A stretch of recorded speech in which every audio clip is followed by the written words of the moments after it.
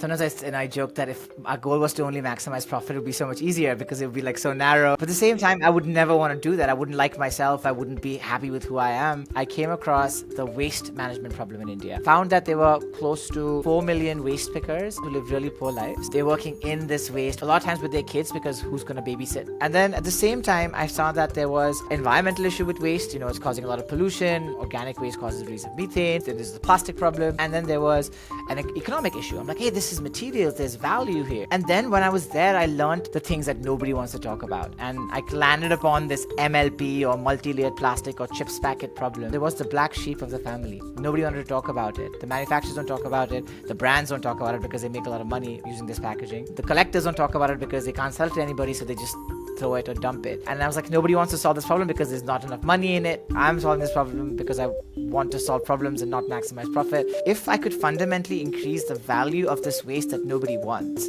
then we could create the right incentives to collect the waste and then maybe deal with it and also like bring it back into the economy. How do you increase the value of waste ethically?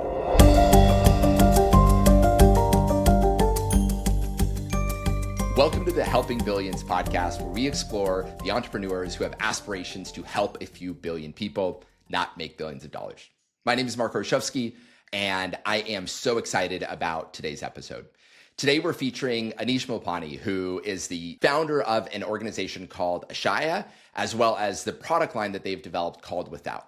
Anish is an amazing entrepreneur. We met over 7 years ago at a conference, and I've been following his journey every day since. And when you listen to this episode, you will immediately understand why.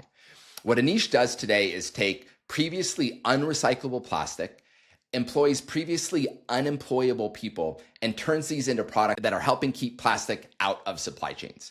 Anish is inspiring, he's insightful, and in this episode, we get into foundational tips that anybody trying to build a social innovation needs to know, like how do you go find and talk to the right investors? How to use the power of financial modeling to decide what experiments to do and what not to do. And super important for social entrepreneurs, how do you manage the inner dialogue in your head when you're getting advice from people that's different to what you think you should be doing? So without further ado, let's jump into this episode. You're going to love Anish, maybe even as much as I love this guy, and you're going to be totally inspired by how he's building this world positive business that prioritizes people and planet above profits.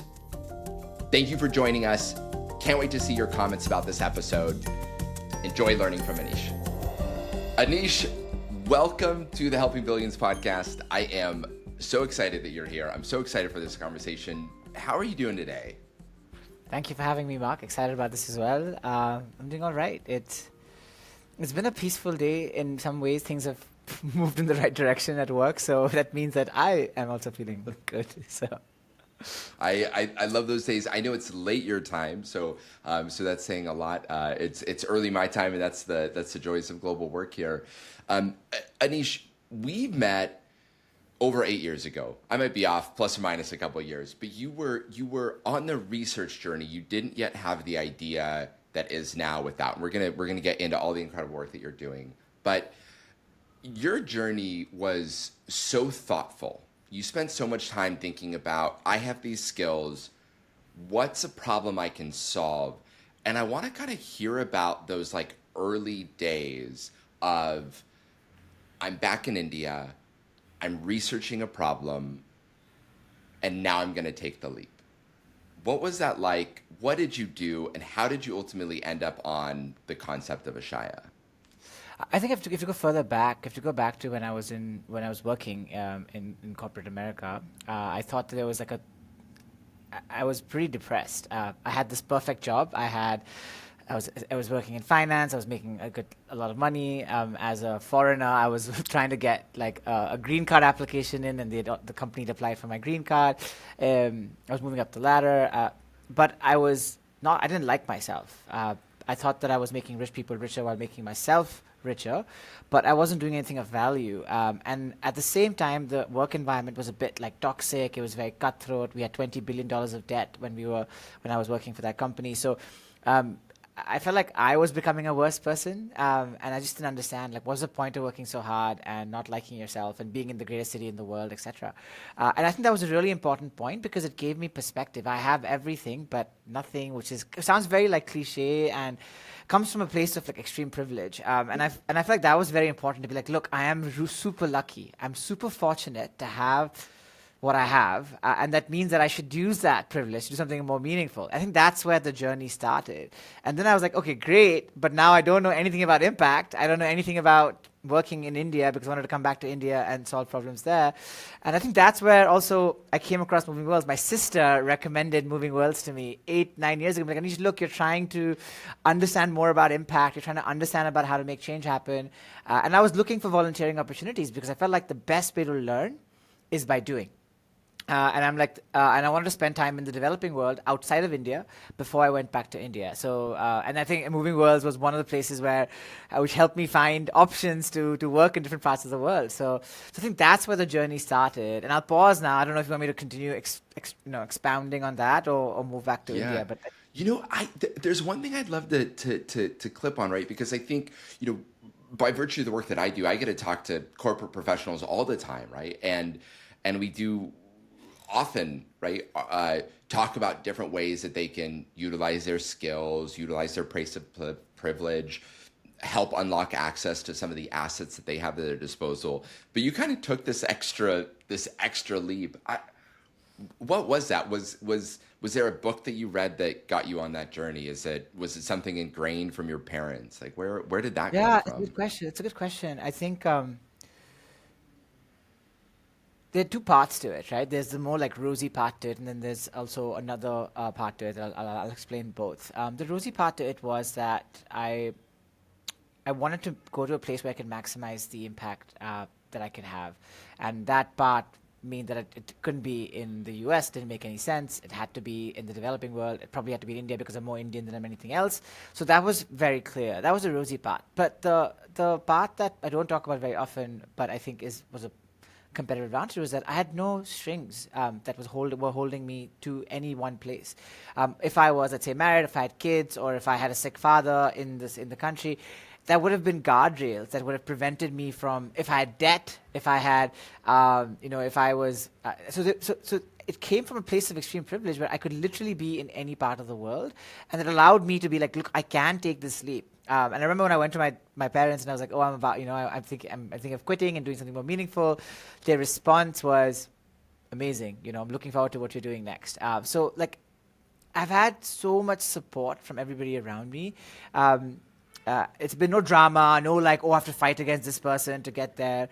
And that has actually compounded the moral obligation, right? I mean, like, hey, I'm so lucky to have all of this support system.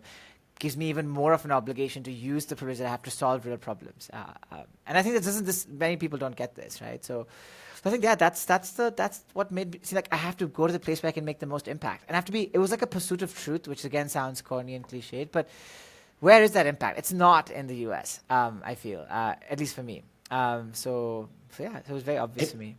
And was there, I'm even thinking about the journey that I had, which, as we're talking, like there's quite a number of similarities, right? Of kind of like being in a comfortable spot, feeling like this broken contract with corporate America, seeing this like these workplace cultures just becoming more and more toxic in the pursuit of wealth at the cost of everything else. Like what's the point? And then kind of taking this leap. And I know for me, there were a couple books, there were a couple people that really like followed and like sparked me on the journey. Yeah, there were a bunch of things. I mean, so I came across Jacqueline Novogratz's Blue Sweater, and I think that was a really seminal book for me because it showed me the power of social enterprise, because I didn't believe, or I wasn't excited about the non-profit model. I thought that it was very hard to scale, but yeah, this Blue Sweater and Jacqueline Novogratz and Acumen was a big inspiration for me. So I think that was one. I remember reading like Mihaly something, like the book called Flow. Chemsky High. Sorry, it's very hard. I still probably got it wrong, but yeah. Yeah. You have a hard second name as well, so I don't. You know how it feels. But yeah, I think that book about flow was really important because I was very nihilistic. I was very much like, there's no point to existence, and the book talks about many other things, but one thing that it talked about that was really powerful was that you got to accept the fact that maybe it's nihilistic, and that like that acceptance is like was like, oh wow, yeah, maybe I can just like stop fighting this. Maybe this is how what I need to accept. And the third book that played a big role, and I think you're familiar with this one as well, is Angela Duckworth's Grit. And again, like Grit is talks about hard work, and I think she's like dissed her own research maybe now after like years. But there was one part of the research that I was that really stuck, which was you got to find your big goal between the ages of 25 to 35. And this big goal can't be too specific and it can't be too vague. And I think her goal was how can she use her life and, to maximize the potential for children. And she's like, when you have this big goal, you can chisel it onto like a board, and then all of your small goals can help contribute to this big goal. So she's like, okay, maybe me learning how to do ballet dancing is not a good use of time because it doesn't necessarily contribute to the big goal. So yeah, maybe I can do it for fun, but if I try to become a professional ballet dancer, that's probably not, or like an ice skater, I think is what she was saying, probably not the best use of time. And that really stuck with me. I felt like I found what my big goal was. And then it allowed me to make decisions, and it also was very easy to communicate. So yeah, I think those three books had I mean, I did a lot during that time. I was down a deep, like dark and bright hole. So, yeah, I gosh, many of the same concepts I kind of remember in the early days and even pre-days of Moving Worlds. And okay, so I love this idea of creating this goal. It's not too specific. It's not too broad. Did you write one down? Did you put it someplace public? Was it yeah. in your head? Yeah. Yeah, I think so. And I feel like the goal was to spend the rest of my life trying to reduce the amount of multidimensional poverty in the world. And multidimensional was by not too vague, not too specific kind of thing, where I feel like poverty is more complex than that. And then the way that evolved was this whole climate change thing kept like looming. Like, when I was in my journey, I was like, okay, I care about there being more fairness in the world. Like, that's what I dedicate my life to. But like, there's this climate change element to it as well. And I think one of my mentors, she said something that was really interesting. I was like, listen, I went to her, I'm like, look, I care about people and I obviously care about the planet, but like, climate change is this looming thing. It seems to be like a big problem. How do I reconcile the two? And she said something very obvious in retrospect, but I was like, it was like a light bulb moment. And she said that, Anish, these problems are very interconnected. The people that are going to be the most impacted by climate change are the poorest, and they're the least prepared, and they care the least because they have too many other problems that matter. You and I are probably going to be fine. We can afford air conditioning. And I think that like really struck a chord. And I was like, how do I look at things more holistically? You can't just look at things in isolation. And I think that helped me over. It was like, how do you solve complicated social and environmental issues around the unfairness? Very cool. Okay, that is such a great natural lead into where we're going to go, which is now let's talk about the venture and how you got there. But I just want to recap a couple quick things here, and we'll drop some of these resources into the show notes. So you're working in corporate America. You feel this like disconnect with values and also just a workplace culture that on a more kind of like principled level didn't resonate. You knew you wanted to do something else. You were dealing with your own and brave of you to label it and share that depression at the time. And so you go out, you start reading. It also sounds like you had at least a mentor, if not mentors, that you were talking about these things with. And then ultimately you got to the state of saying, okay, I'm gonna put a goal out there. I'm gonna write it down, not too broad, not too specific. And I'm gonna put it up there. And then I'm gonna go in pursuit of that. And your way to pursue that was to go spend time with people experiencing poverty, and you did that globally, but then ultimately you ended up coming back to India. So let's go to that point. You've had experience around the world. You've learned a ton. You've done different fellowships to learn about social impact. You volunteered with different sides of the kind of impact startup ecosystem, and now you're in search of an idea. How do you go from searching for an idea into starting a business? Yeah, I think that was a very uncomfortable moment, right? Because especially before I came to India, I spent after New York, I was like in Guatemala for 15 months working with local nonprofits. Then I was in sub-Saharan Africa. I was in Kenya for half a year, again working with social enterprises close to the problem in slums to be like, hey, how do you solve these problems? and there was like this imposter syndrome in the back because I'm like, oh, I'm going to go to India and start something. And people were like, what are you going to start? I'm like, I don't know, because I got to go there and I have to get deeper into the problem. And I need to understand the country better because I haven't lived there in 20 years. I've visited a lot. So when I came in December 2019, there were some eye rolls, and I mean, throughout the time, there was like some like, okay, sounds like a good plan, bro, but like, what are you actually gonna do? You have no idea what you're gonna do. But I'm like, that was important. If I pretended to know what I was gonna do while I was not in India, it might make me seem confident, but like that was not the right thing. And looking back now, 5 years, I feel like that was the right discomfort, because I was like, no, I gotta immerse myself and be patient, because this is a long-term game. And I have to think in 10, 20, 30, 50 years. I can't think in 1, 2, 3, 4, 5 years. So when I moved to India in December 2019, I started like just, talking to people and seeing and I started researching poverty primarily, and found that there was not a lot of good data around who the poor are. There was a lot of data on how many poor people are, but who are these people? What are their occupations? How much money do they make? How multidimensional is this? And while doing that research, and I kind of found this data set from like 2013, and kind of while doing that research and talking to a lot of people and visiting and all of that, I came across the waste management problem in India. I found that there were close to 4 million waste pickers or rag pickers who live really poor lives. These are low caste, marginalized caste women. 90% of waste pickers in India, in Pune, are women. They have a very much lower life expectancy than you and I. Sometimes it can be as low as 39 years of age. They're working in this waste without PPE, a lot of times with their kids, because who's going to babysit? It's pretty shitty. It's not the worst occupation in India, but it's one of the worst occupations out there. And then at the same time, I saw that there was environmental issue with waste. It's causing a lot of pollution. It's causing like organic waste causes release of methane. It's a breeding ground for like disease. Then there's the plastic problem. I thought there was like an environmental issue around it. It had some degree of impact on the climate. And then there was an economic issue. I'm like, hey, this is materials. There's value here. There's a loss when you just throw something that's perfectly nice, a bottle of plastic. There's value there. So there's like, there's something interesting there. But then again, I just didn't start. I was like, okay, I want to understand and learn about this. I mean, a couple of things I did. Like right when I came, I did this thing called Jagrati Yatra, which was basically you are on a train for 15 days with other budding social entrepreneurs that goes all the way around India, visiting different places and companies that are doing social enterprise work. So it's a very interesting way to you're living on the train for 15 days. It's not comfortable, but it's very interesting. So I mean, I got a glimpse of India like that. So I was doing a bunch of these experiences, and then COVID happened as well at the same time.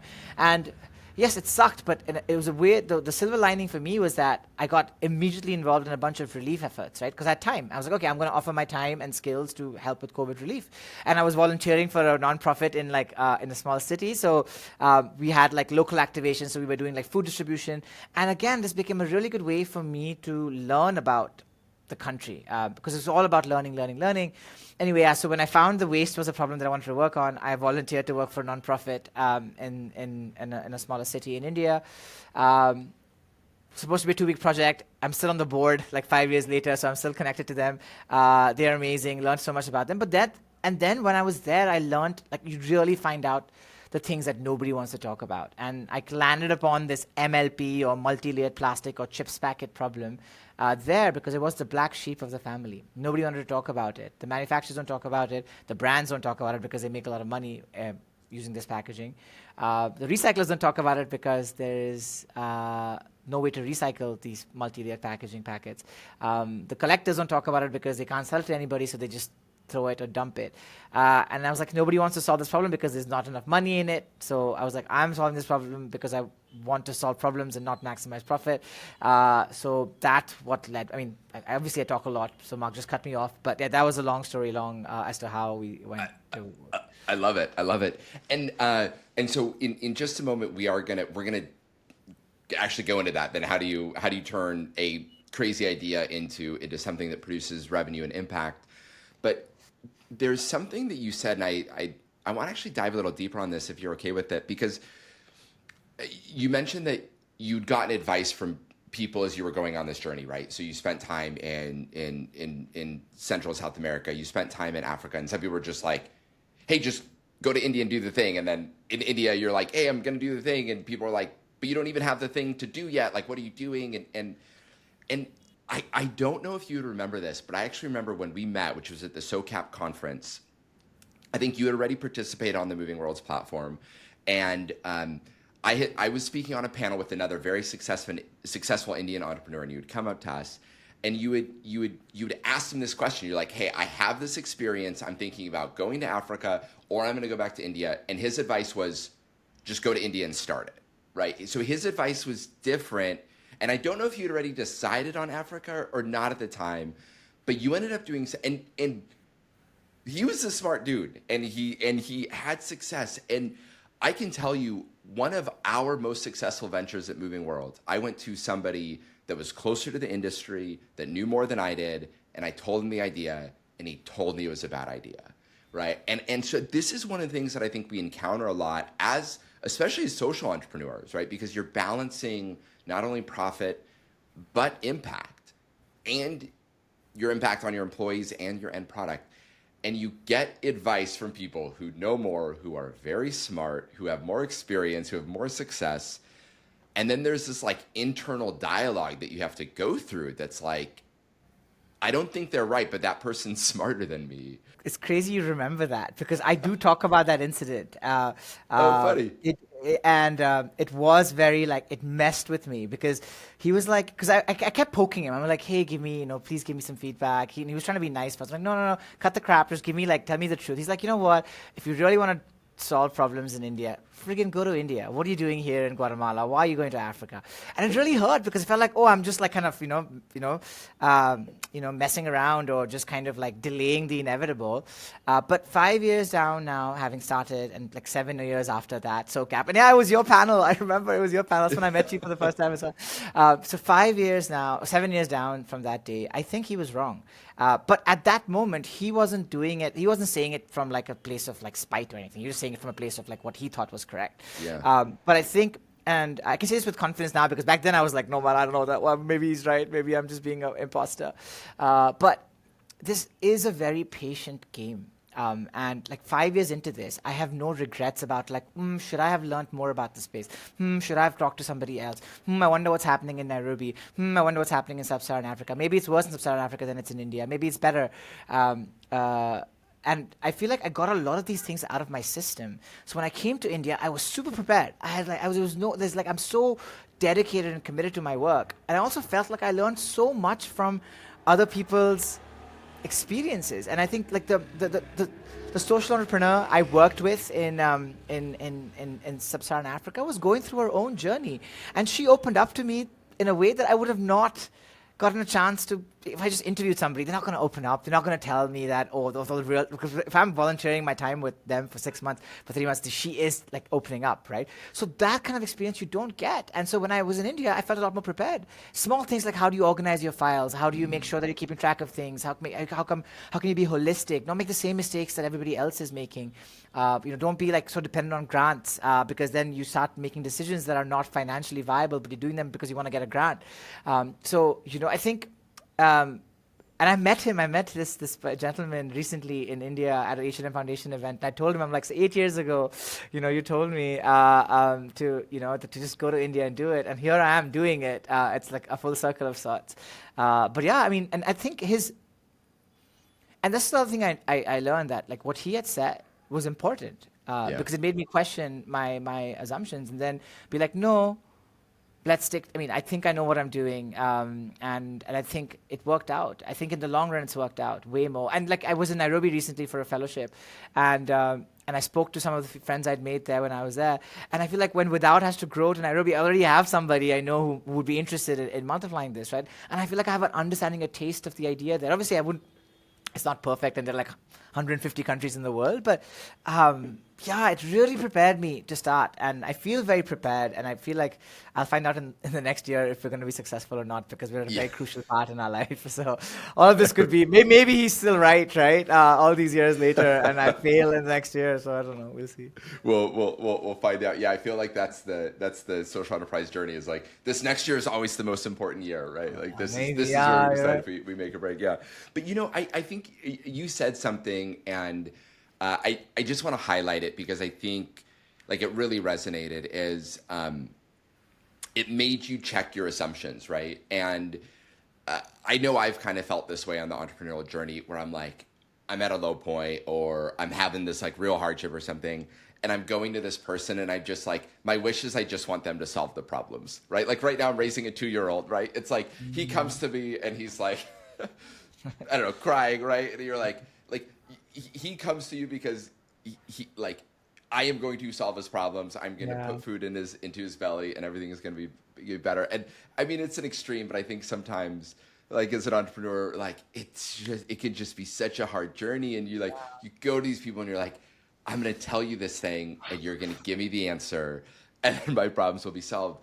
But you said, you used the word assumptions, and I just love that. And I want to highlight it, because I think it's super important that as entrepreneurs, every part of the journey, that we are helping understand what is an assumption versus what is fact, and we're validating that. And there's lots of ways to validate that, through conversation, through experiments, through research.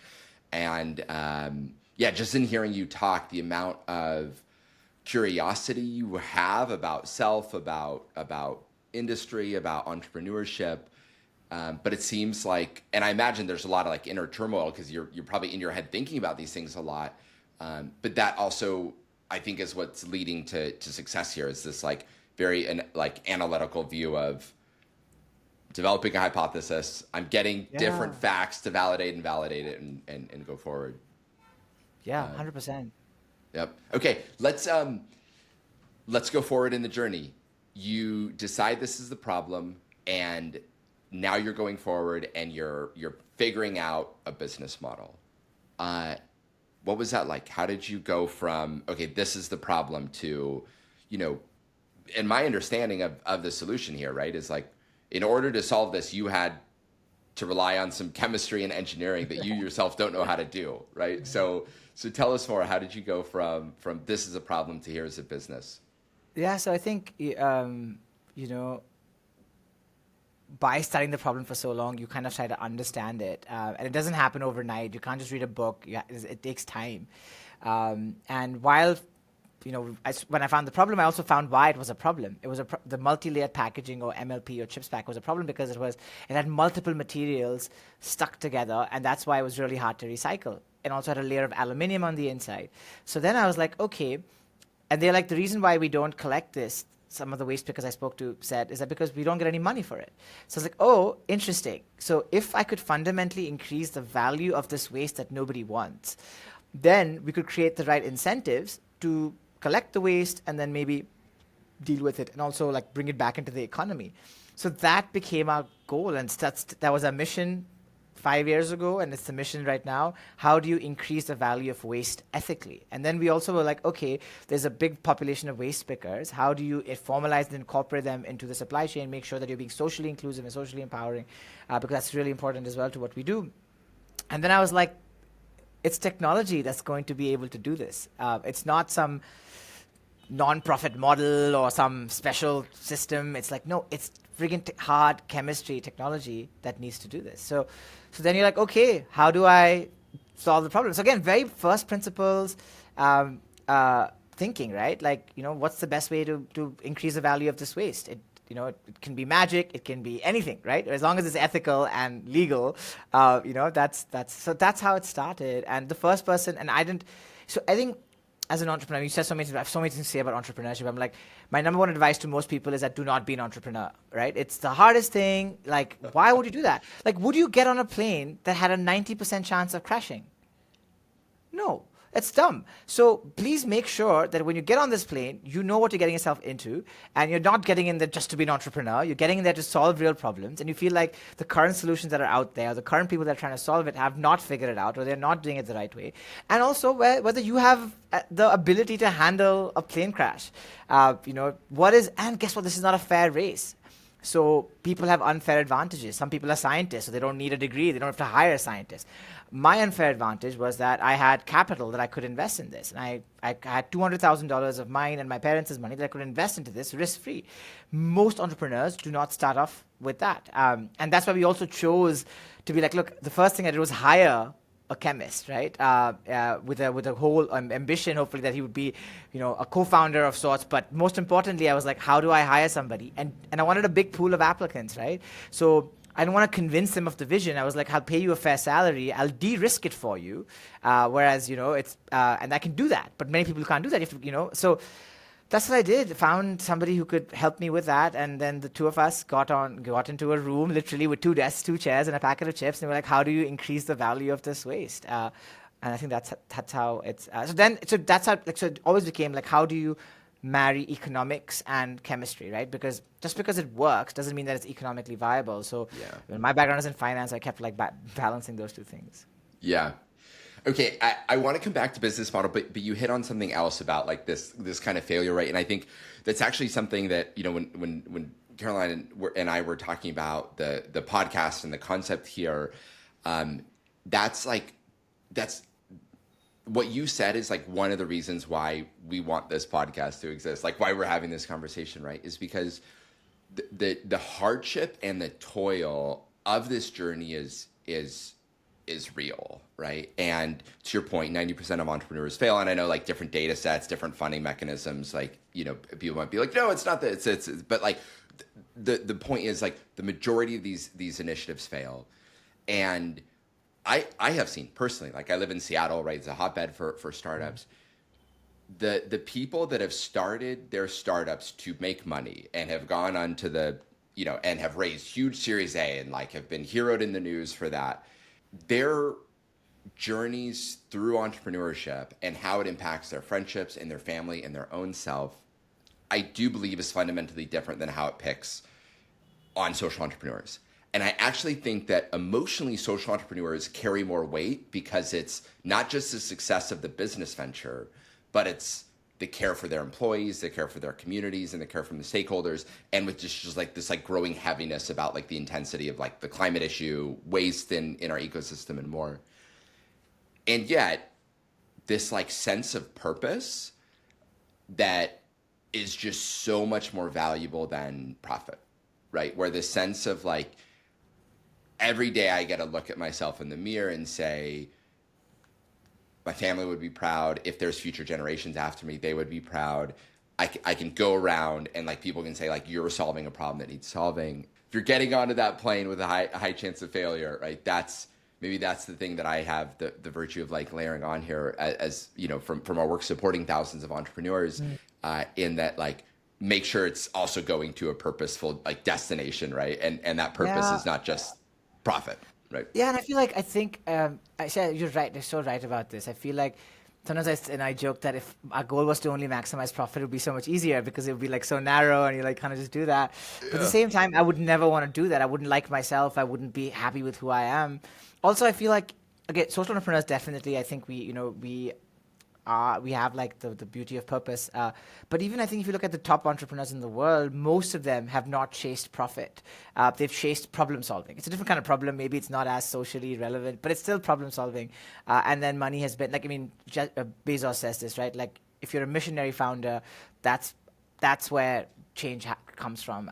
That's where wealth comes from, right? So it's very much a side effect. But yeah, I think, even for me, like, this social entrepreneurship is a tool for me to be able to achieve my big goal of being able to try to make the world fairer. Like at the heart of what we want to do, we want to reform capitalism to be something that takes people and planet into consideration and not just profit, and actually uses profit as a tool.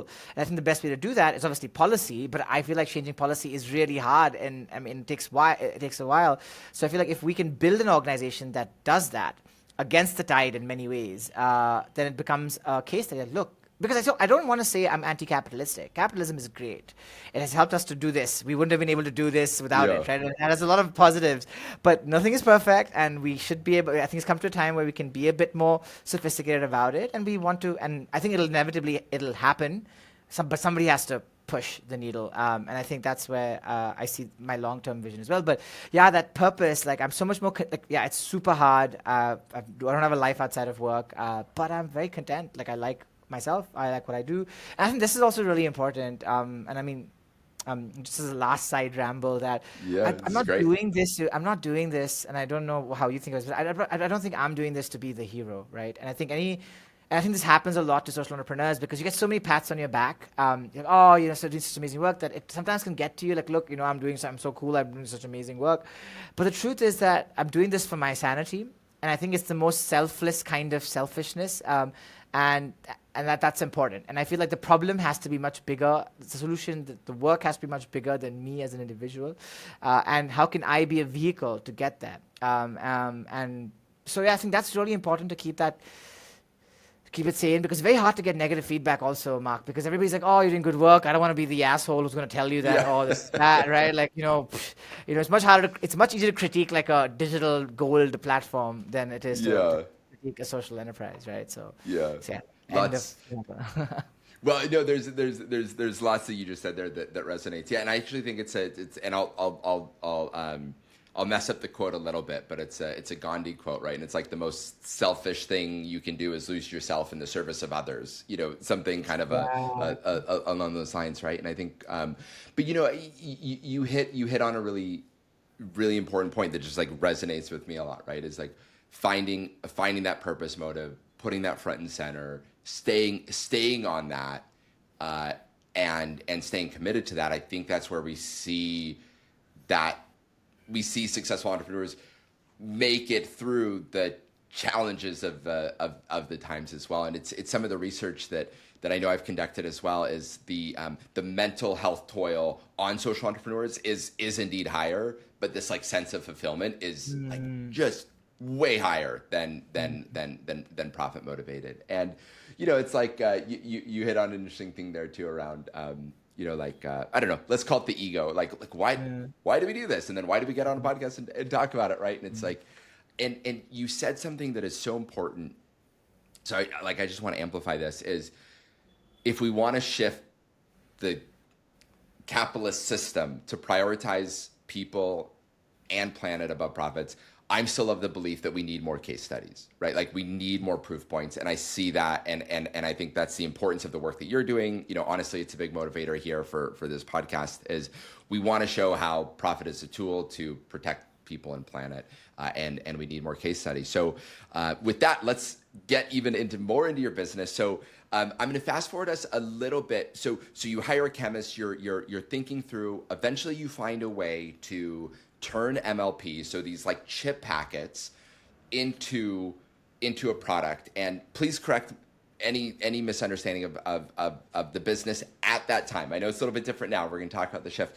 So, but what you decided is there is a way that we could pay fair wages and give benefits to people that were picking waste. So previously, these are all informal economy workers. As you mentioned, a majority in marginalized caste. You said we can actually pay you a fixed salary and give you benefits. And so we can collect now these unrecyclable packets that are used for like chips and other things. And the reason they're unrecyclable is there's multiple layers of plastic and oftentimes some type of metal layer in there, let alone different colors and everything. And we can take that using the power of chemistry. We can turn that into a product that is now essentially like a reusable plastic. And you have a vision, if I recall, at the time of being able to then take this and say, hey, anybody that is now manufacturing things with plastic, here is recycled plastic that creates really dignified jobs, that gives employment opportunities and fair wages to people that otherwise wouldn't have access to it. And it doesn't totally work. Right, like the mass adoption isn't there. So then you made a really brave decision to say, okay, then I'm going to create my own products from this to show that it can work. So I want I want to talk about that moment because that's a pivot and there's a lot of Yeah. things into So that. But is there anything? Do we need to correct my understanding, or do you yeah, so want there's to add anything there? one thing I wanna correct. And this is, I mean, this is, most people kind of get confused about this because we say informal waste pickers, informal waste pickers, but fundamentally, I don't think waste picking or rag picking should exist as an occupation. So I don't want to, just tell them, oh, continue to pick waste and I'll pay you better. I think that's not necessarily the answer for me.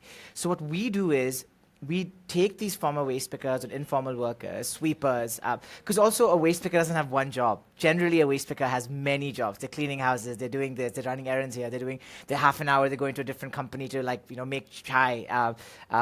So they have multiple jobs. We're taking these informal workers and we're formalizing them into a supply chain. We're upskilling them out of waste picking into machine operators, quality control specialists. The other one, it's so funny. We have some cases where we have these formal and informal workers training PhDs how to use machines because I mean it's a machine that this PhD isn't used to. So that's a really important part where we're graduating them out of this occupation into dignified labor that you and I would be like okay doing, right?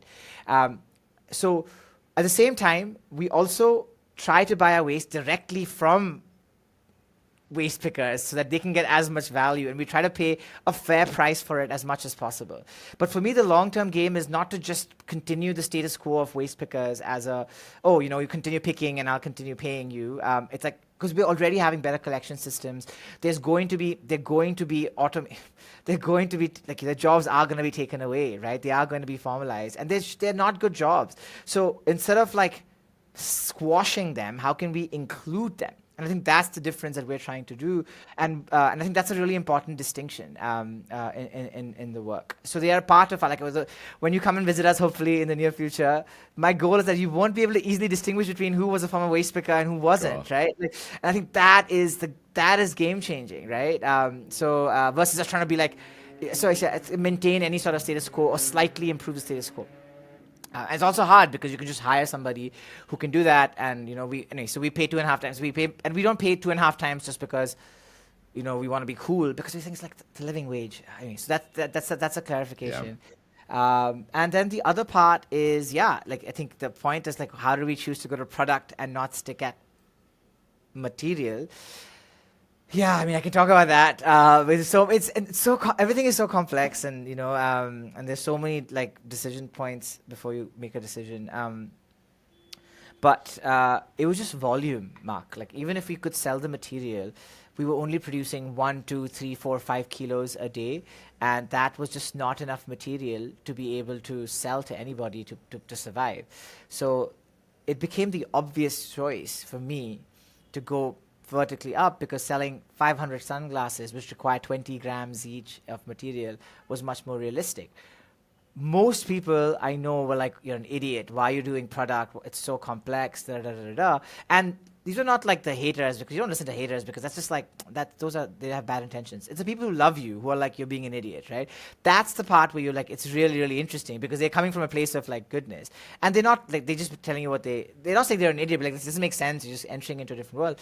But it turned out to be one of the best decisions, because not only did we able to like make the product, which is really hard, the hardest thing we've done, but it also became an excellent sandbox for R&D for our material, because we realized that if you were just selling somebody material, they are molding it into products. So they will, and because this has come from the worst possible waste, they have, they are not going to be comfortable using this material very easily. And we learned how to improve the material because we were our first buyers, essentially.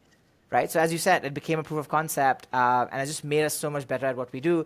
And then it also turned out to be excellent marketing, because we went a little viral, and it became all of these other positives, and it became some sort of revenue for us, some sort of oxygen also to be like, oh look, this works, And I think so that kind of validation was really, really helpful. But again, nobody really knows what the right answer is, and there's power in execution, and you gotta really have to make. And I think I don't know, one of the questions you've sent me is that what is one of the big mistakes you really hope future entrepreneurs won't make? I think it's around this, right? Where, you feel like you listen to people who are experts and you're like, oh, they're right. But then nobody really knows anything for sure. And there's so many parameters and there's so many variables that they don't have the context of. You are the best person to make the decision, and so you have to be grounded and make sure you're being very honest with yourself and take in as much information. And sometimes I felt like I was like I was swayed by what people thought, and that was not necessarily helpful. But I will get to that. Yeah. No, it's so interesting, and I turn to a lot of both articles, essays, readings, research, people for advice and guidance as we grow. And I think one of the other challenges of being a social entrepreneur is, if you go read like Paul Graham, like the founder of Y Combinator, right? If you go read his essays, they're very applicable to every entrepreneur. If just becoming a billionaire and profit is like the focus, right? But when you're a social entrepreneur, it's actually, I think it's harder to get advice because the answer, like true north, is way more complicated, right? Because amen. Right, and because it's not just the profit motive, it's this like, and there's more complex stakeholders and there's more quality that you think about from a payment perspective. You mentioned living wage. I want to highlight that. We'll add that to the show notes. It's one of the big things, like how do you pay people fairly? What is fair? And so being able to find some of those tools like living wage calculators and creating like pay equity systems across teams. Like these are things that you are doing that like don't exist in a lot of the other advice that we've been given. But I do want to come into like I want to get even like more in your head of how did you end up going from, okay, I've got this idea for essentially a B2B sale of product. You're probably starting to realize earlier than you wish that it's like not going to get you to the cash flow that you need. And so then we're going to go into product. Is there like a framework that you used? Is there a mental model? Like how did you end up realizing that the current path wasn't going to get there? And then as importantly, out of all the different ways that you could go, how did you end up choosing the one that you chose? So, I mean, it's first principles, right? It was just economics. We're like, we would have to be producing 100,000 tons of whatever material, or whatever, like 100,000 tons a year of material to be able to really be viable. And that's not going to happen overnight. So it was just like, it was an obvious choice for me to be like, look, because the only deterrent was that it's too hard. And when someone says it's too hard, that is not a deterrent for me. Right? I'm like, oh, well, you're saying it's possible, but it's just hard. Okay, that's different. You tell me it's not possible at all, then I'll be like, so for me, it's like, oh, if it's hard, then, let's try it. Or how can we simplify this? How do we break the problem down? So it was very much from that perspective. And I think, so that made sense then. And I think now we're going to the point where we can try to go further behind where we sell like B2B products or B2B components, and then eventually hopefully sell materials, because that's what will solve this problem at scale. But it's a long-term game. That was the other thing that was really helpful. It was a long-term game, and we weren't looking at 5-year exits or 6-year exits, which a lot of people are looking for. And if I was thinking about 5 years, then I probably would have made different decisions. And also still, we're not profitable right now. We're like nowhere even close to being break even. But we found the right believers because of the decisions and difficulties we've made. We've raised a bunch of grants. We've raised like really, really good patient capital that is very hard to get at the stage that we are, and found believers in the work that we do to buy us that runway now to be like, let's get to a financial break even, right? And I think that's why I say that the next year is really important, because I feel like the flight is taken off, but we want to make sure it doesn't come crashing. So, and I feel like, so I think, and the next 6 months to a year will it's not like the end of the game. If it, I don't think, we're gonna like, it just collapse. I think it'll be a slow burn. But that's why this next year is really important, because all the pieces of the puzzle are there. I see a path, but it's got to be walked. It's going to the Olympics. We're ready, but we still have to go and perform at the Olympics. You can't just be ready. You have to actually perform. That's why I feel like the next year is really hard. But maybe you're right. Like every year, I want to feel like the next year is more important. But this one is more like, the case study, I see the path, and I need to walk it. And I feel like no explanation is going to do it justice besides just like showing it, right? And there's enough skeptics, and they're rightfully so, because it's hard. Yeah. Well, one thing I want to hit on, what I was asking you of like, okay, but like, how did you realize this wasn't going to get there? And then how did you get there? Right. And you're like, well, it's economics. But I want to add, like an emphasis on that point, because like your background's in finance, right? So like economics, finance for you, that's probably like, it's nothing, right? But I think that is an area, again, we support thousands of social entrepreneurs. It is an area where we do see like consistent gaps of, even though we exist for impact, and we've talked about impact, the majority of this episode, there is this fundamental understanding of the core business model. And when I say business model in this perspective, I mean like actually like a profit model, right? Is how do you get to a break even? And it's a hard thing to do as like a social entrepreneur, because you're like purpose, impact, and you're like, and getting to profit margins and like actually understanding how to get into the black is so pivotal. And that analysis, it seems like you were doing that analysis probably more all than the you're time. doing all the time. All Okay. the time, every day, Yep. all the time. You have every experiment was like, is this going to scale? Is it going to be economically viable? And the thing is, it's not a definite answer. You're like, well, Yeah. it might not, but we can continue to optimize it, but there's a path to it. Even now, right? Like now we think we're there, but we have to still, we're not 100% certain. But no, I think you're like, you hit the nail on the head. And when I worked with many nonprofits and for-profits and social enterprises across the world, I saw this. The problem was not purpose. The problem was not passion. The problem wasn't care and heart. The problem was like just, I don't want to say the head, but the problem was the basics of how to run businesses and how to build organizations. You don't have to call them businesses. And this was big, and finance was a big thing. That's why I felt like I was valuable, because I was like, I can give you, I'll give you this for free. Just I want to learn what you're learning, and like finance is like looking at the blood of a person, right? Like you get to, nobody can bullshit you. You can't, a story is not gonna convince me. I'm gonna look at the numbers, right? Yeah. So, and I feel like people forget finance, and it's like operations. And here's the catch that I think social entrepreneurs need to know, is that because you're a social entrepreneur and because purpose is first, because you're taking other risks and burdens of like caring about the people and the planet, it's much harder than running a normal for-profit. So you have to be almost better in operations and execution, and the heart is not going to. So it's like, all the training, I tell people, the training, it's very easy for me to teach people impact and purpose, but it's really hard to teach people to be like, store your files correctly. Let's use the damn CRM. Let's make sure our books are clean. Let's make sure we're looking at unit economics. Let's make sure that, you're budgeting and forecasting. And I think these are the things that like I see companies break, because they're not short of heart, but and this is expensive, and nobody wants to do any marketing. Why are we so like against that? Like, how can, if Coca-Cola is allowed to do a lot of marketing, our stories matter as well, and where do you get the budget from? And it's just to be that much better, and it's that much harder. It sucks. It's really, really tough. But you nailed it. From like the operational excellence, like having that in a social enterprise, I think is so much more important. And I think we forget that sometimes, right? Because if you think about what you do, like you are actually competing with other organizations, other people making now different materials from plastic, some of them even arguably like recycled or recaptured, right? But if they don't pay their workers the same, right? If they don't have an upskilling focus, if they don't have these broader visions, their cost structure is actually lower, right? So they're Bingo. I am literally. Sorry, I want to interrupt you here, because you're hitting a very important point. We have 15 people in our manufacturing team who are former waste pickers, who we formalize. With the same amount of budget, I could hire 30 people, and I would still be paying them a premium than what they were getting paid before.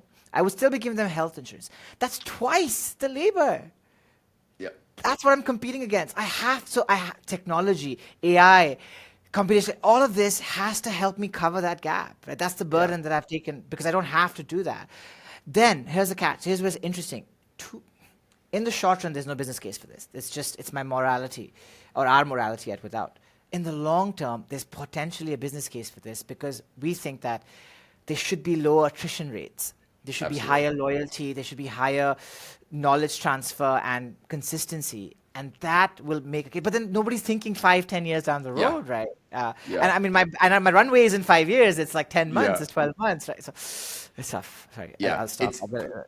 No, I'm so glad that you jumped on it, because I think it's something that we forget about from just a finances perspective. Social entrepreneurs add more costs to that heavy expense area of their income statement, and then they're competing in an open market with groups that aren't. And the payoff of that is long term, and I think a lot of people believe in that.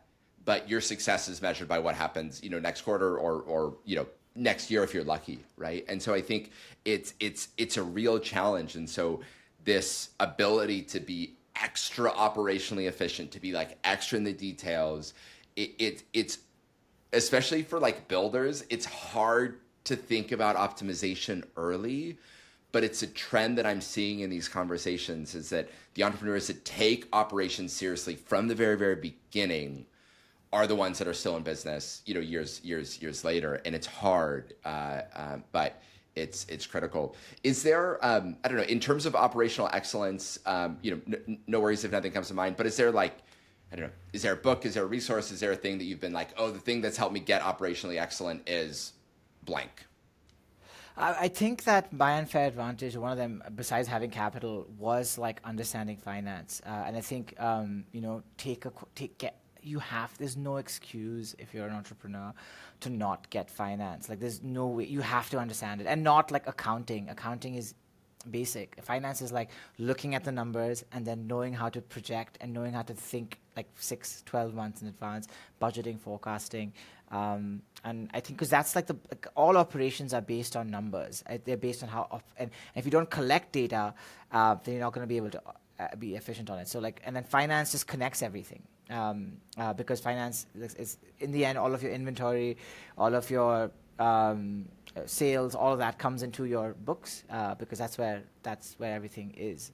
So understand that. Don't shy away from it. And it's not as complicated as people think it is. It scares people. It's not as hard. It requires a little bit of work, but it's totally worth it. And it can't be like hire somebody else to do that. Like that's not the answer. Like you have to understand it. Because nobody else is going to be as motivated as you. Because it's so funny because I remember I was building financial models for other people when in my previous life. Even when I was volunteering for nonprofits, like everyone I worked with, I built a financial model for. And like I was talking to these entrepreneurs, and they were always like, "It's just too complex. Dumb it down for me. Dumb it down for me. Dumb it down for me." At some point, it's not helpful if it's too simple. And now I'm building a model for myself. And I'm like, oh, I don't have to simplify shit. Like I can just, but it's because I'm building it for it to be useful to me in making decisions. Okay, everyone can't build a model, but understand it at least, and don't shy away from. That's the other thing I've learned that is super important is that the answer is in the details. And everyone keeps talking about, if you can't simplify it, then it's dumb. No, for communication purposes, you have to simplify it for sure on a podcast. But if you're an entrepreneur, you have to be like, it's the complex, messy stuff. And if somebody's telling something you don't understand, you better try to understand it. And you cannot run away from it. And I think, simplify. It's like the death of solving problems. Like, I want to make it more complex. Like, get into the details. Like, tear it apart. Like, break it down. Maybe. Break it down to simple pieces. But like, you have to like open up. Yeah. Oh gosh, so many areas we could go on this one. The point I want to emphasize is the finance piece, right? And you said something of like all these other organizations are like, oh, can somebody else do this? And you're saying no, like you as the leader of a social enterprise, like you really need to understand finance. And I feel like this is one of the things. Like I think every entrepreneur has a thing that they really don't like doing. Like A, they might not be good at it. B, it just like drains them. Whatever it is. And that can be sales, that can be finance, that can be internal, like people operations. It can be any of these things. And what you're saying is don't outsource it. Like get into the details. And I think the data supports you here, right? The statistic is I'm blanking on, but the number of startups who hire and then have to fire their first salesperson is like, I don't know, 80-90%, right? And I firmly believe it's because a lot of people are like, I don't want to do sales, you do it, like you get in here.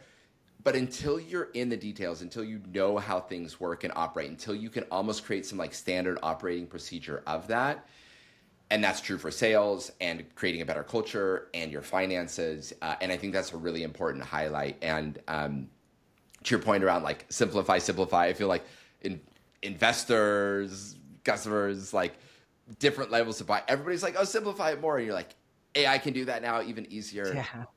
But for the nuances of our organizations, getting in the details, I love that feedback. I think it's super germane and critical for the growth of organizations.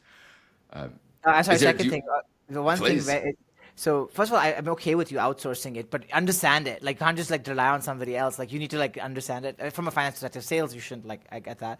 And the other thing that I feel like I tell entrepreneurs is that you have to be comfortable doing things you don't like. In fact, you have to be good at things you don't like, because it's easy to do things that you like to do, but you have to be, and as an entrepreneur you're always doing the things that nobody else wants to do or like nobody likes to do. So if you don't like doing that, don't be an entrepreneur. It's simple. Like, that's just it's a default. You have to be good, and that applies to any employee, I think, right? Even in life, it applies even more to entrepreneurs, because it's doing the not fun things that makes you good at, gives you the right to do the fun things, because if you don't do not fun things, the fun things, there's no place for. Yeah, yeah. Do you, just out of curiosity, do you have any like rituals or things that you do where you're like, okay, I have to do this thing that I don't like doing. It's this like not fun thing. Do you have a ritual or anything you do to like psych yourself up in order to work through that task? Like, I mean, like CRM entries, right? Like, oh, I have a meeting, I need to like, who Oh, friggin' likes all right. doing that, right? Nobody likes doing that.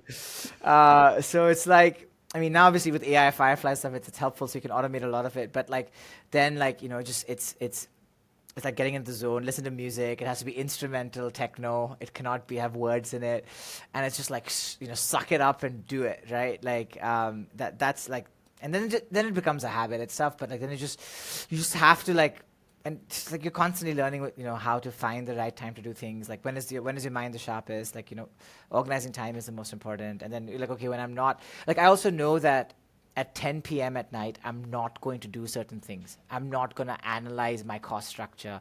I'm not going to be able to ideate on what the strategy is going to. That's dumb. You're setting us up for failure. Like, you have to find time in the morning or whenever you are like the brightest to be like, I need to focus. I'm not going to be, maybe at 9 p.m. I can do a CRM entry because I'm just going to like Yeah. bad English. But like, knowing that is really important.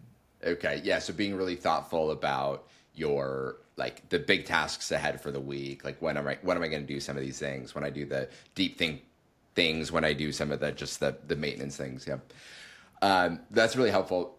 Okay, there's another thing that I want to like dive a little bit deeper in the details on, which is something that you mentioned earlier. And here I'm like genuinely curious because I imagine you're quite a bit different here than me, especially given your business model. But you said that like anytime you're like running an experiment or thinking about like a business model pivot, like finance is there. Can you like bring me into the office, right? So you're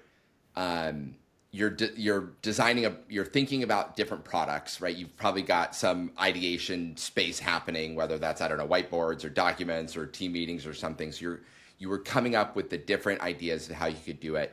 When did you weave finance into that conversation, and how did you do it? Was it did you like get team inputs on the different ideas, and then did you go into a hole and do the finance and then declare what you were going to No, no, do? no. Was it group? Yeah, how did that work? That's a really good question. I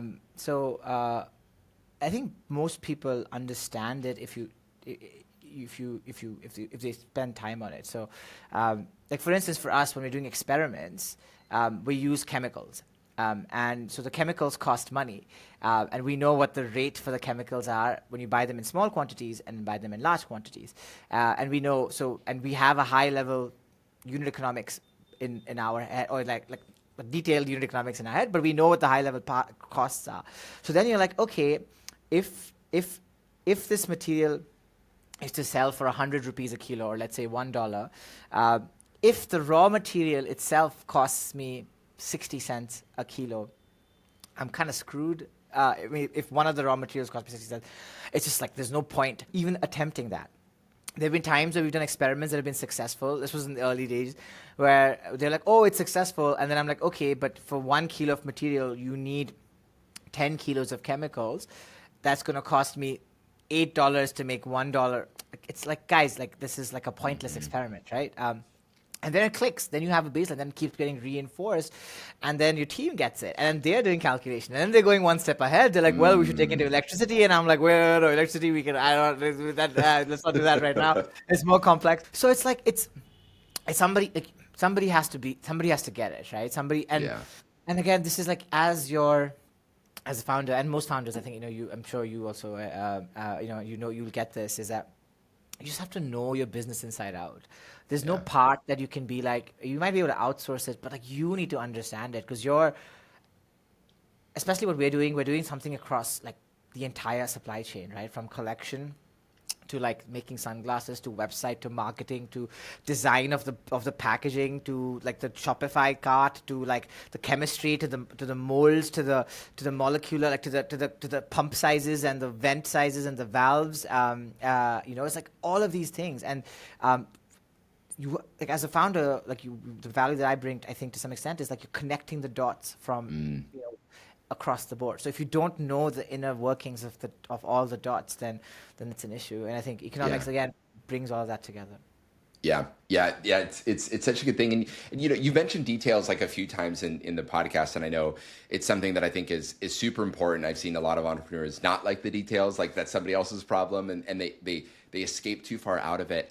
But there's also hardship of being in the details, right? It means like you really have to be involved in a lot of people's different workflows, right? And sometimes team members kind of bristle at like, no, like I own this thing, right? And so it's like finding that balance. But I think the importance of it is paramount.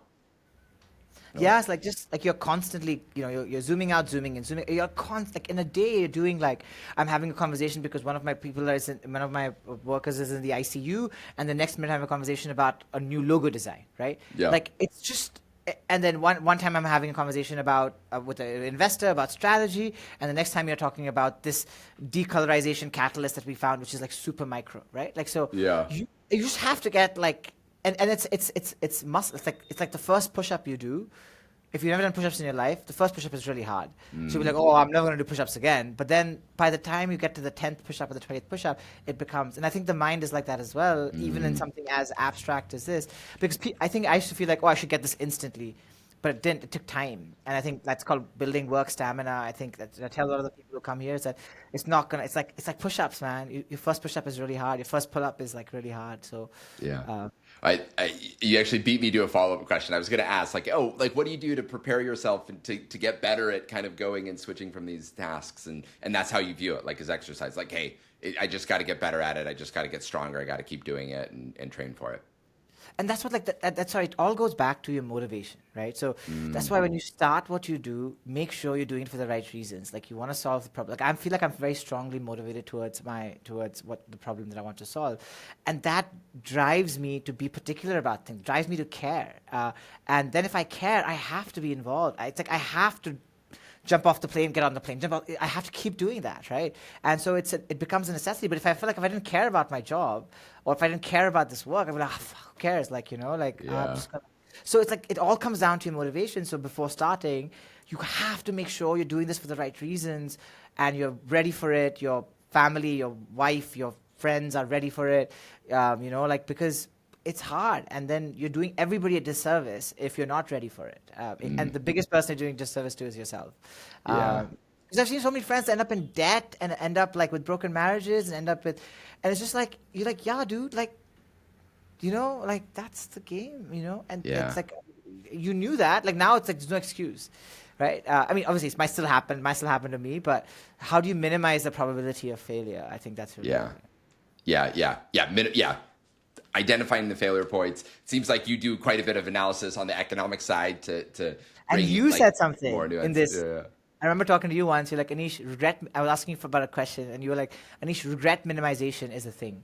And I really hold on to that. And I think I remember that was a Mark quote. So, but. Well, take it. I stole that from Bezos, but look, we are just about to get to our like very inspiring impact round where I'm going to ask you some rapid fire questions. But before we do that, I want to just Anish, where's Ashaya and Without? Like where's it going? What is bringing you hope in the coming 6 months? What are you most excited about? Yeah, tell me. Yeah, I mean, the pilot plant, right? Like, we've closed a round of funding recently. I feel like we're very lucky as an organization, but we also worked hard to get to. So Shane Parrish says this, which is really interesting, which is that, put yourself in positions where you're not going to fall. Like if you stand at the edge of a cliff or every day, the chances of you falling off the cliff are much higher. So just stand 10 feet away. And that's not sexy. This unfortunate story of like, he went into a drug addict situation and then came back and became a hero. That's like glorified. But like the person who's like steady and stable and not making mistakes is not glorified. And I think that is like where the secret is. And I think Shane Parrish talks about this a lot, is that put yourself in positions, like, don't end up with like so much debt and then start up. That's so dumb. Like you've already set yourself up to fail. Save. If you're not saving money, even if you don't have a startup, and it's like you're putting yourself in a weird position, and then the world will implode and you'll be like, oh, my life sucks. Like, no, well, you didn't set yourself up for failure. So I think, anyway, so we feel, I digress, but what I'm really excited about is that I think we've learned those, at least so far. 10 months is really important, and this could all go, anyway. But we have all the resources, we have the team, we have the idea, we have the path. The pilot plant is almost built. It was severely delayed, it's like 6 to 8 months delayed, but it's still getting built. And we do parallel pathing, so still make steps forward. So I'm really excited about the plant coming to life. I'm really excited about testing our technology at scale. Initial trials have been successful, and then kind of start to scream and shout. My team's like, I prefer the word sing in harmony. Sing. The work that, what are we doing? How can we start partnering with brands, and how can we be a part of their story, right? So we're coming up with this campaign where we're going to be like, hey, is that product, are those headphones made without? Made without what? Well, made without bullshit, without greenwashing, as we build a world without poverty, without waste. Basically, we want to stand for deeply socially inclusive, deeply environmentally sound, where we're working with the hardest to recycle plastic waste, and also like deeply transparent. Like, here's all our financials available on our website. Here's what we're doing. Somebody called me out recently on like, why do you have patents? Why are you trying to protect your technology? I'm like, I only have patents for investors. Because they don't take you seriously otherwise, but at the same time, like, we have to be careful not to get squashed.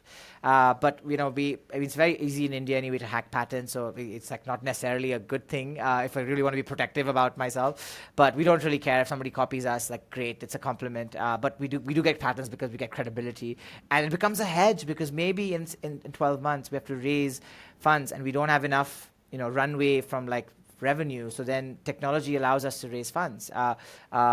So it's all about you're hedging. You're like, being anti-fragile, Nassim Taleb, like one of the most important things. You're constantly trying to do that. So super excited about the plant. And I feel like, a lot of people don't have that. I don't know where you are, but I'm in control. As in, I feel like it's our ball to drop, right? So we have nobody else to blame but ourselves, mostly, if we fail, right? So it's a lot of pressure, but also a good position to be in to some extent. So I'm very nervous and excited at the same time. Yeah, those things like kind of live in tension, together. And well, look, I want to, like, you mentioned the concept of like anti-fragile. I think it's a great concept if listeners aren't familiar with to dive into. You also you mentioned something of like reducing the chance of failure, and that was something for me personally that was also super helpful. Is just like thinking more in probabilities than in absolutes, right, and making decisions there. And so I love you pulling like probabilistic thinking into how we make decisions has been super helpful. So we'll add some follow-up resources in the show notes. Okay, here we go. Inspiring impact round, Anish. Quick questions, quick answers. One mistake, you kind of answered this earlier, but one mistake you've made that you hope future entrepreneurs won't make. Nobody really knows anything for sure. So just take everybody's advice with a pinch of salt. All advice is helpful, but make your decisions yourself. And I think that's something that, I feel like somebody who was smarter than me, like not just this person, but like it's scientists and stuff, you're an idiot. And you kind of like listen to them and don't do things. And I feel like I would be a bit more confident about being able to figure things out. Hard work goes a long way. Love it. What is your biggest frustration point in talking to investors? And what is one thing that you wish all impact investors knew, or at least internalized more when working with social entrepreneurs? Well, in India, we want consistency, right? So you can't call yourself an impact investor and then have 5-year drag-along exit rights in your term sheet. So I think consistency is really important for me. If you don't say one thing and say something else, that's sometimes very annoying because. And then I think the other part about investors, I feel like if you're a climate tech investor, make sure your LPs or try to make sure your lending partners have a higher, longer horizon than 10 years. Because climate tech is molecules. It requires CapEx if you want to solve problems. We don't require another digital platform to solve the climate problem. And that means that you need to have more patience. And then if your LPs don't have patience, then you're not going to have any patience. So I do know there's a few funds, but there's one in the Netherlands called Fair Capital, and they have an evergreen fund where they have where lending partners have a rolling capital thing structure, so they can do patient investments, and then you have family offices that also do patient investments. So I think that's my frustration as well, is that if you truly want to be a climate investor or a truly or impact investor, please walk your talk, and that basically means being a little patient, and not that there'll be no returns, but just we require more time, and I don't want a gun against my head because then I'll make different decisions that might not be beneficial. Yeah, I was just reading a report from the, I believe it's called Institute for Innovative Finance, and it was saying like if you're an impact investor but don't have your own compensation and performance linked to actual impact variables, you're not an impact investor, right? So you're kind of building on that one even more. Yeah.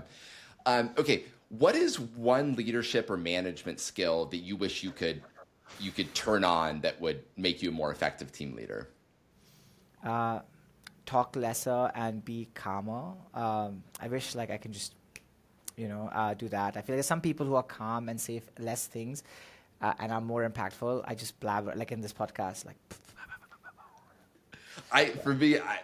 I'm blabbing, listening to Anish blab. It will not be the title of this podcast. Yeah. Why not? It's might get some hits. Who knows? Maybe. No, I've loved everything that you've brought up today. Okay, last question. What is a quote, a ritual or activity that you turn to for strength when things are super hard? I'm not a big quote person, but there's one quote, and I pulled it up because you sent me the question, that really comes back to me a lot. I came across a quote in Thinking in Systems by Donella Meadows, which obviously is a very seminal book in systems thinking. But there was a quote in the last chapter by G.K. Chesterton, and the quote goes, "The real trouble with this world of ours is not that it is an unreasonable world, nor even that it's a reasonable one. The commonest kind of trouble is that it's nearly reasonable, but not quite. Life is not an illogicality, yet it's a trap for logicians. It looks just a little more mathematical and regular than it is." And this one just keep coming back to this because it means that nothing is for sure, but there is progress that you can make, and there's a lot of room for hope. And I think this also helped me personally because I feel like I was very nihilistic and I didn't have any way to kind of get past that. But I've heard many enough alternative theories knowing that even the nihilists, we can get into philosophy here, but like physicalism and materialism might not be the prevailing theory. There are other ways to look at things. Things might not just be made from molecules and atoms. And I don't know if that's true or not. I still believe that. But the thing is that I don't know anything for sure. And that gives me hope that there are things that there can be improvement, there can be change where other people don't see it. Love it. Oh, gosh. Anish, this has been incredible. The very, very last question from today is, where can we find you? Where can we follow you? If we're inspired by the work that you're doing, what can we do to support Without? Enter all shameless plugs here. Yeah, no, please follow us on Instagram at shop.without. Follow us on LinkedIn, Without by Ashaya. That would be helpful. And yeah, we always look for people to join our journey, whether you are an investor, a donor, a volunteer, a customer. If you're aligned, please reach out. We're always open for a conversation. If you're in India, please do reach out. But we hope to be global soon as well. So yeah, not a big fan of those plugs, but my marketing team would be like, oh, come on. So I should do. Well, let me add one. Let me add one for you. Hold on. Oh yeah, sunglasses. I should have been more prepared for this, but it's coming. So yeah, for everybody else, these are actually a pair of the products that Anish and his incredible team make. And you can see we've actually got these branded with Moving Worlds. So you get them branded. They've got a QR code on the side that tells the whole story of how they came to be. Really cool products. We've been loving giving these out. My teammates have loved getting them. So I'll add a plug for you, Anish. If you run a business and you need cool merch for your organization, go buy some. Probably the most like ethical product you could ever buy, and get that onto your shelf. Anish, it is so fun talking to you. Thank you so much for the time. It's late there, and even after a very, very full day, the value here that you've shared and just hearing your story again is really touching. So I'm touched by the work that you're doing. I look forward to following in touch, and just so you know, I'm inviting you back here in some amount of time so we can hear about the most what important happens, here. Yeah. whether I'm like gone to depression again or not. But no, Yeah. thank you, Mark. And I'm not going to I know it's like, oh, it's the end and we love each other. So thank you. But no, honestly, thank you for having me here. But a bigger thank you for all the support you've provided. Also, if you're a social entrepreneur, do check out Moving Worlds. They have been very helpful for me before I started being an entrepreneur and after also being an entrepreneur, always looking out for you. They are authentic and genuine. And I think that's really important. I feel like Mark is one of the people that also has my back in some ways or the other. And that's really, really powerful, whether I use that or not. But that's really, really important. So thank you, Mark, for all the things that you do. And as an entrepreneur who's been part, I really, really appreciate it. And I'm not just saying that. Yeah, well, my pleasure, and glad that we got some great sound bites and tidbits today to share with more entrepreneurs. There's lots of great advice in here. So, Anish, thank you so much, and that's the end of our show.